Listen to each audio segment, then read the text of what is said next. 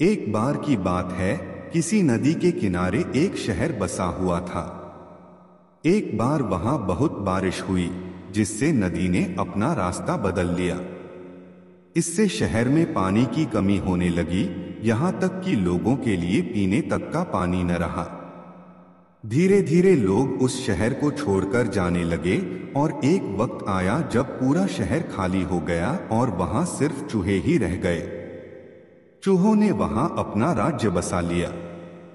एक बार वहां की जमीन से पानी का एक स्रोत फूटा और वहां एक बड़ा सा तालाब बन गया। दूसरी ओर उस शहर से कुछ ही दूरी पर एक जंगल था, जहां कई जंगली जानवर रहते थे। उन जानवरों के साथ कई हाथी भी वहां रहते थे, जिनका राजा था गजराज नाम का हाथी।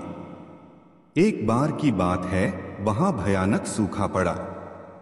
सभी जानवर पानी के लिए हाहाकार मचाने लगे। भारी भरकम हाथियों की भी बुरी हालत हो चुकी थी। हाथियों के बच्चे बिना पानी के परेशान होने लगे थे। इतने में गजराज का दोस्त चील वहां आया और उसने खबर दी कि खंडहर बने शहर में एक पानी का तालाब है।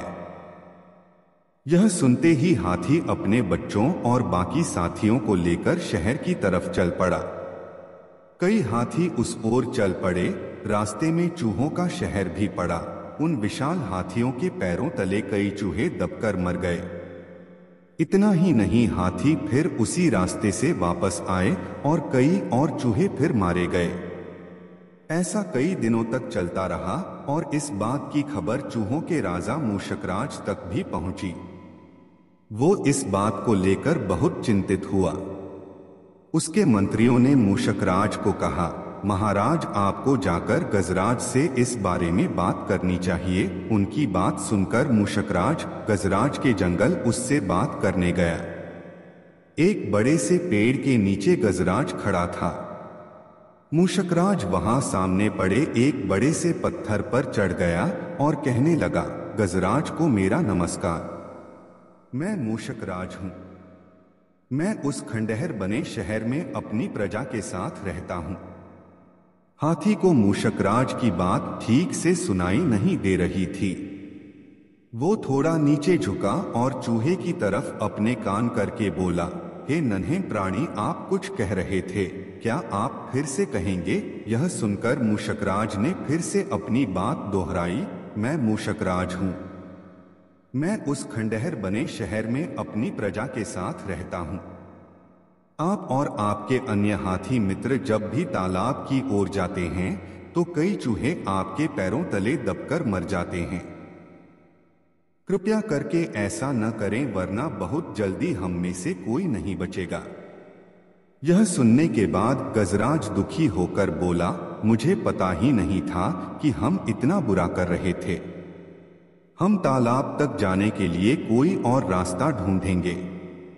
यह सुनते ही चूहा बहुत खुश हुआ और बोला, गजराज, आपने मुझ जैसे छोटे से प्राणी की बात सुनी, मैं आपका आभारी हूं। भविष्य में कभी भी अगर आपको किसी मदद की जरूरत हो तो मुझे जरूर बताएं। गजराज ने मन में सोचा कि यह इतना छोटा सा जीव मेरे किस काम आएगा, इसलिए उसने चूहे को मुस्कुराकर विदा किया। कुछ दिनों तक सब कुछ ठीक चल रहा था कि एक बार पड़ोसी देश के राजा ने अपनी सेना को मजबूत करने के लिए हाथी रखने का फैसला किया। राजा के मंत्री और उनकी सेना ने जंगल में कई हाथी पकड़े। हाथियों के पकड़े जाने की चिंता गजराज को सताने लगी। एक रात गजराज इसी चिंता में जंगल में टहल रहा था कि अचानक उसका पैर सूखी पत्तियों में छिपाए जाल पर पड़ा और वो जाल में फंस गया। हाथी जोर जोर से चिंघाड़ने लगा, लेकिन कोई उसकी मदद के लिए नहीं आया।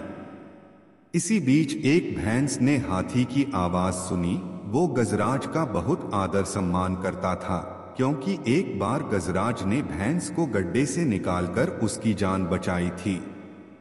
गजराज को जाल में फंसा देख वो बहुत चिंतित हुआ और बोलने लगा, गजराज, मैं आपकी मदद के लिए क्या करूं?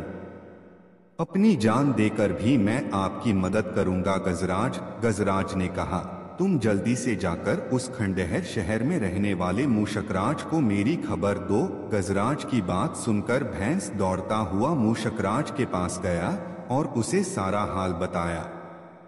मूषकराज ने जैसे ही यह बात सुनी वो अपने कई सैनिकों को लेकर भैंस की पीठ पर बैठ गया और गजराज के पास पहुंचा।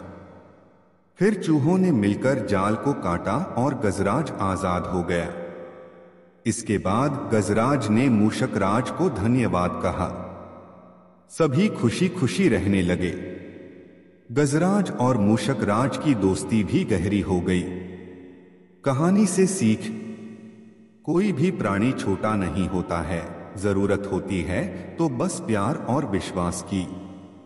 आपसी प्यार हर तरह के दुखों को दूर कर सकता है।